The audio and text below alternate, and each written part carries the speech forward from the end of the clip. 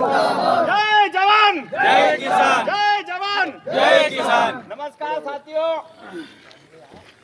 आज हमारे बीच में मध्य प्रदेश की शान और युवाओं के दिलों की धड़कन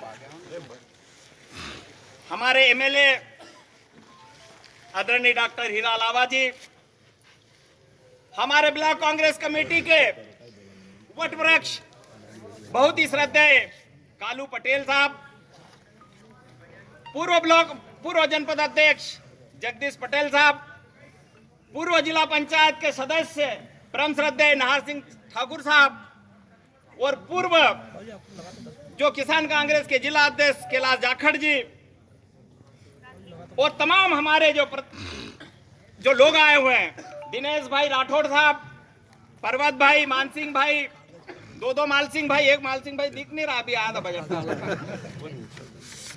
और समस्त मेरे संगठन के साथियों, आज हिंदुस्तान की कंडीशन 1947 से ज्यादा बेकार हो चुकी है साथियों। तब एक सरकार हुआ करती थी, वो अंग्रेजों की सरकार हुआ करती थी, और आज जो सरकार है साथियों, जब वो अंग्रेजों की गुलामी करते थे उनकी सरकार है साथियों। ये तीन काले कानून क्या है? भारतीय जनता पार्टी के लोग हमें ज्ञान बांटते हैं कि अरे मोदी जी ने बोल दिया वो सत्य है, मतलब उनकी नजर में मोदी जी शाश्वत जो है विष्णु का अवतार है साथियों। मैं धन्यवाद देता हूं कांग्रेस पार्टी को कि उन्होंने आदिवासियों के लिए कानून बनाया कि आदिवासी की जमीन आदिवासी ही खरीद सकता है। इस वजह से आज अपने पास 1.5 2 बीघा जमीन है साथियों, नहीं तो अपने पास आज टापरी बनाने की व्यवस्था नहीं। ये तीन कानून क्या है? ये तीन कानून एक ही है मेरे साथियों। कुल्हाड़ी इधर से मारो, कुल्हाड़ी इधर से मारो, या झाड़ पर कुल्हाड़ी ऊपर से मार दो, कानून एक ही है साथियों। आवश्यक वस्तु अधिनियम 1947 के बाद में हमारी सरकार बनी, तब भी व्यापारियों का हमारे ऊपर कहीं न कहीं शिकंजा बना हुआ था। तो नेहरू जी ने 1955 में आवश्यक वस्तु अधिनियम का कानून पारित करा था साथियों। वो इसलिए किया था कि कहीं ऐसी कंडीशन हिंदुस्तान में न बने। पहले बहुत समस्याएं हुआ करती थी, युद्ध की समस्या, महामारी की समस्या, कोई आपातकाल हो जाए, इसके लिए ये कानून पारित करा था आवश्यक वस्तु अधिनियम, जिसके तहत कोई भी व्यापारी किसानों की, गरीबों की जो नमक है, अनाज है, दाल है, तेल है, कांदे हैं, लहसुन है, इनका भंडारण कोई नहीं कर सकता साथी। उस कानून को लागू इसलिए करा कि किसानों का जो कांदा है वो कांदा किसानों ने व्यापारी को दे दिया और व्यापारी उसका भंडारण करके रख देंगे, और जब पूरे किसानों के पास प्याज नहीं रहेगा तो वो व्यापारी उस दिन वो 2 रुपए का प्याज खरीदा हुआ 80 रुपए में बेचेगा। इसलिए नेहरू जी ने ये कानून पारित किया था। अब रही बात 2000 जून की बात है साथियों, 2020 में न तो कोई ऐसा युद्ध हिंदुस्तान के साथ हुआ और ना ही ऐसी कोई आपदा आई। मोदी जी ने चुपचाप अपने अक्का जो बेटे हुए अडानी अंबानी के इशारों में बैठ रहकर ये कानून को खत्म करके ये जो नया जो बिल लाए हैं उसमें स्पष्ट बोल दिया गया है कि कोई भी व्यापारी अब माल खरीद सकता है, वो भंडारण कर सकता है। और किसानों के हित में बोल रहा हूं, किसान भी तो भंडारण कर सकता है। इतने किसान बैठे हैं, मुझे एक भी आदमी बता दो कि तुम्हारे पास वेयर हाउस है? किसी के पास है क्या? किसी के पास? तो कहां भंडारण करोगे? अगर आपने 200 क्विंटल गेहूं पका दिए तो तुम्हारे पास पैसे मांगने वाला घर में 24 घंटे दस्तक देता कि कहीं पड़ोसी को नहीं बेच दे, नहीं मेरे पैसे कहां से लूंगा? तो साथियों, कुल मिलाकर वो जो कानून बनाया गया है वो सिर्फ और सिर्फ अडानी और अंबानी के लिए बनाया गया है। और दूसरा जो कानून है कॉन्ट्रैक्ट फार्मिंग, सबसे बड़ा अपराध है साथियों। कॉन्ट्रैक्ट फार्मिंग मतलब ठेके की खेती। मैं बड़ा बनूंगा कि मेरे पास 1.5 बीघा जमीन है, मैं टी शर्ट पहनता हूं, कार में घूमता हूं, मैं मेरी जमीन अडानी अंबानी को एग्रीमेंट में नहीं लिखूंगा। लेकिन कहीं ऐसा वक्त आएगा कि राधे श्याम के साथ कोई बीमार हो गया या हादसा हो गया, मुझे 50,000 रुपए की आवश्यकता रहेगी।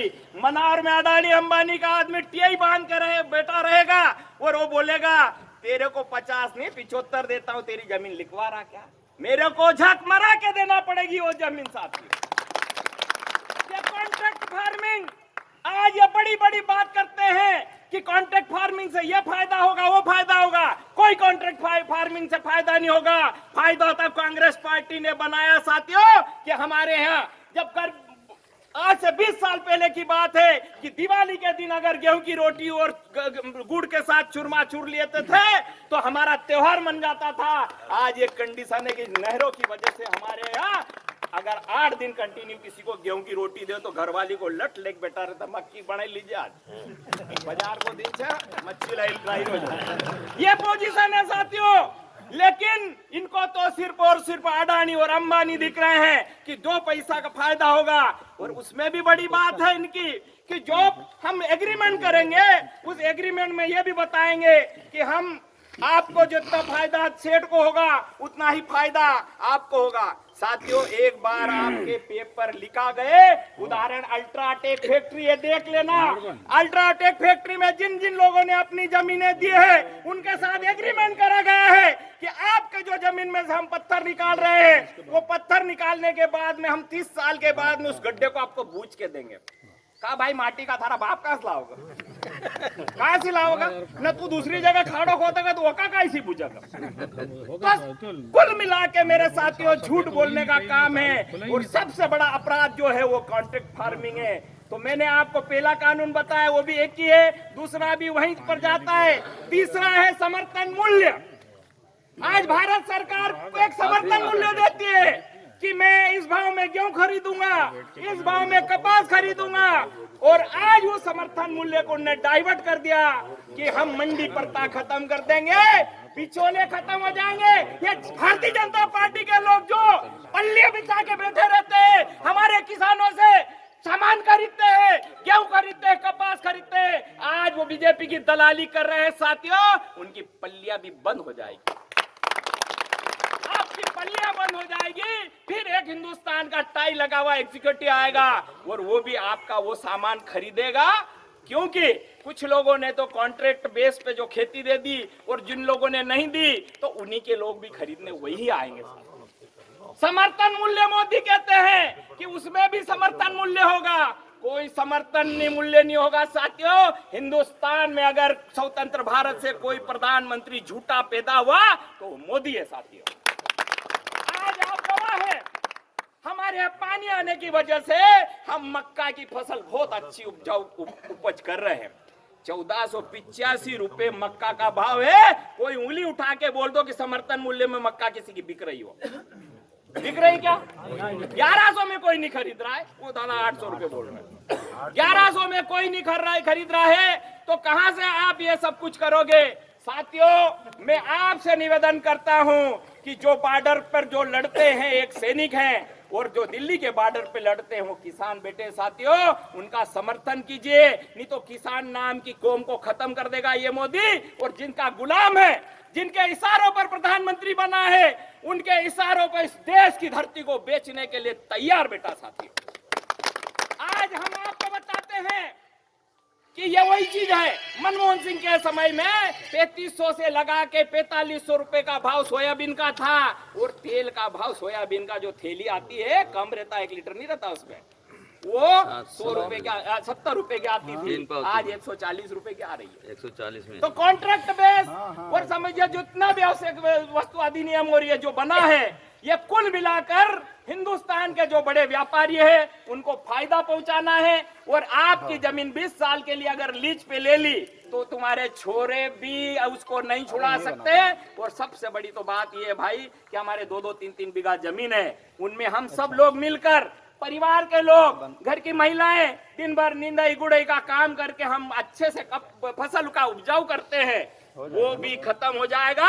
और दाढ़ी करने के लिए फैक्ट्री में आपको जाना पड़ेगा गुजरात साथियों। ये प्री प्लानिंग है, गुजरात में मजदूर नहीं मिलते, तो उन्होंने तो देख लिया कि हिंदुस्तान में गरीब लोग हैं, मध्य प्रदेश के, बिहार के, उत्तर प्रदेश के, इनकी खेती छीन लो तो ऑटोमेटिक की सूरत में दाढ़ के फ्री में मिल जाएंगे, रोटी खिलाओ, काम करो। साथियों, आज पेट्रोल का भाव देख लो, 90 के आसपास चल रहा है। मैं ईश्वर से प्रार्थना करता हूं कि जल्दी 100 रुपए हो जाए, ताकि आपको भी अनुभव हो कि आपने भारतीय जनता पार्टी को वोट दिया, उसका खामियाजा आप भुगत रहे हो या नहीं भुगत रहे हो। आपको बड़ी बात कहना चाहता हूं साथियों, सरकारी पेट्रोल महंगा और अडानी अंबानी का पेट्रोल 2 रुपए सस्ता। आप देशभक्ति देखो, मोदी कहता मेरे तो कोई आगे पीछे है नहीं, तो तेरे आगे पीछे नहीं है तो तू अडानी अंबानी के लिए क्यों जा दे रहा भाई? मनमोहन सिंह की सरकार थी, अडानी अंबानी के जो पंप थे उसमें थैलियों से उसको ढकवा दिया था। ये पार्टनर है अडानी अंबानी का मोदी, इस वजह से उनका पेट्रोल 2 रुपए सस्ता है और भारत सरकार का जो पेट्रोल है उसको तो कौड़ी के दाम में बेच रहा है। साथियों, आज देशभक्ति की बात होती है, अगर आप हिंदुस्तान के देशभक्त होते तो देश को बेचते नहीं है। हमारे भारतीय जनता पार्टी के 2 आएंगे चड्डीधारी लोग, वो कहेंगे तुम समझ ही नहीं रहो, मोदी एक नंबर काम कर रहा है। मेरे आदिवासी भाई बहुत भोले आदमी, वो बहुत खुश हो जाते हैं, यार तू ना कहो आज सही है। लेकिन भैया उन्होंने बोला वो कोई बात सत्य नहीं है। हिंदुस्तान में अभी जो मोदी कहता है कि आप आत्मनिर्भर बनो, तो इंदिरा जी ने आत्मनिर्भर बनने के लिए 9 रत्न की स्थापना की थी। उन 9 रत्न में गेल, सेल, भेल, बीएचईएल के पेट्रोल, ये सब संस्थाएं इसलिए बनाई थी कि हमारे हिंदुस्तान के नौजवानों को रोजगार मिले, सरकारी नौकरी मिले, और जिसको सरकारी नौकरी नहीं मिलती उनको छोरी देते ही नहीं। 2 कुआरे ये भी खड़े हैं, समझ रहे हो? तो साथियों, इस चीज को ध्यान रख लेना, नौकरी है तो छोकरी है, नहीं तो कुछ भी नहीं है। आपकी हिंदुस्तान की सारी संस्था अगर बेच दी जाएगी तो तुम नौकरी लेने कहाँ जाओगे? और मैं उन लोगों को बोल रहा हूँ कि तुम नौकरी वाले दामाद ढूंढ रहे हो, वो पोरिया ढूंढ के कहाँ से लाओगे? मेरे आपसे पुनः निवेदन साथियों, इस देश को बचा लो, और किसान आंदोलन जो दिल्ली में चल रहा है उनका हम तहे दिल से समर्थन करें, और गाँव में जाके इनको समझाएं कि जो कॉन्ट्रैक्ट फार्मिंग है, जो ठेकेदारी पद्धति की जो चल रहा है ये कानून, इसको पूरी तरह खत्म किया जाए और इस देश को बचाया जाए। जय हिंद, जय भारत साथियों।